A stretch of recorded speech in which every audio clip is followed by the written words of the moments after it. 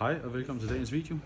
Den handler i dag om struktur af arbejdsopgaver, og hvordan man måske kan gøre det lidt nemmere for sig selv, skulle man blive stoppet undervejs i sit arbejde.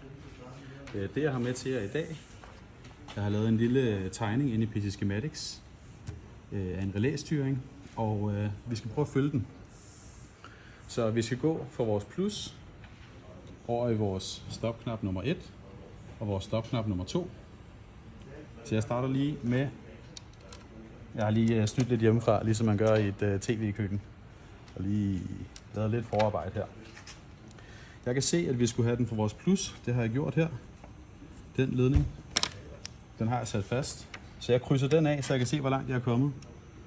Og nu sætter jeg den over i min stopknap nummer 1. Når jeg har sat den fast, jamen så kan jeg faktisk sætte en streg på min tegning igen. Og skulle jeg se at blive stoppet af en kollega eller andet, som har brug for hjælp, så ved jeg, hvor langt jeg er kommet. Tak for at se med.